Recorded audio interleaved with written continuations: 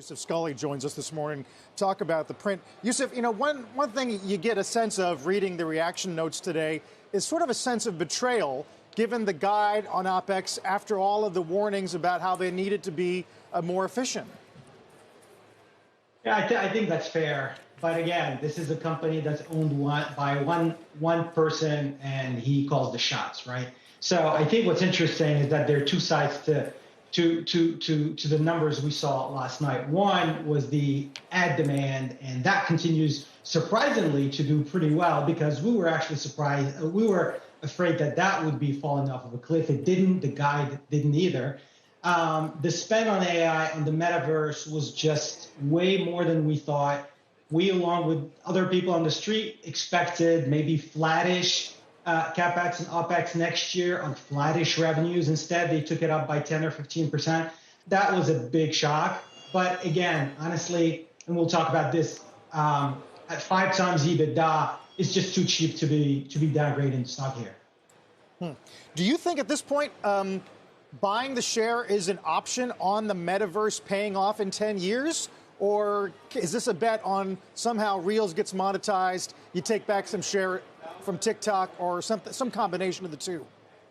I think you're right. I think you're absolutely right. Look, the stock has already lost 70% of its value. By my estimate, I think the metaverse has already cost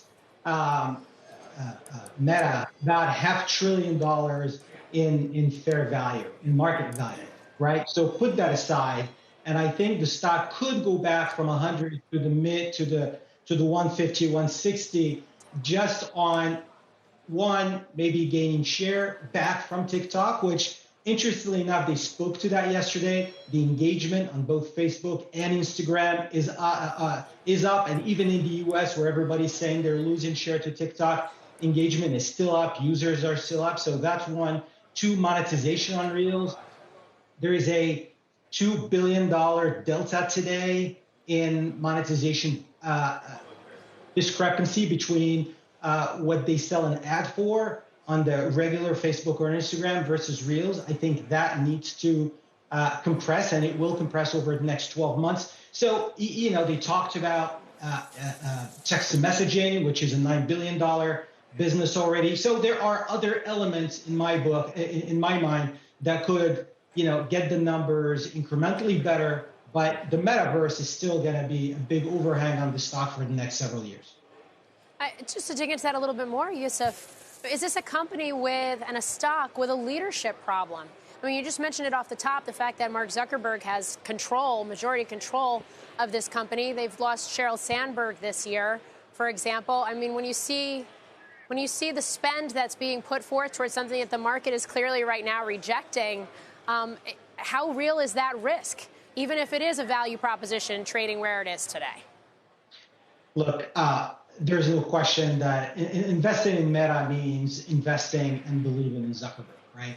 And we're all students of history. Go back to 2012 when they were making the move to mobile. I went back this morning, and it looks like their CapEx as a percentage of revenues spikes, doubled to 24% in 2012. In 2018, when they did the move to stories, their CapEx again doubled. It went to 25%. And now we're talking about CapEx in the 25 to 30%. These are huge numbers. I believe it. I know it. I get it. But Zuckerberg has proven to be right at least twice in the past.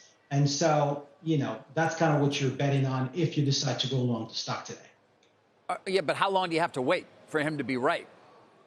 Well, you don't have to wait for him to be right, David, on the metaverse, because that's going to take 3 to 5 years for us to really start getting any insight. It's the other stuff that I was talking about with Carl earlier that are all incremental revenues. Look, we think revenue growth trough in 2022, meaning that next year we're going to have positive growth, regardless of FX. And we do think that margins, or EBITDA troughs in 2023, meaning in 2024 EBITDA and profitability and free cash flow is going to be better than 2023. On that alone, the stock should be trading more than 5 times cash flow.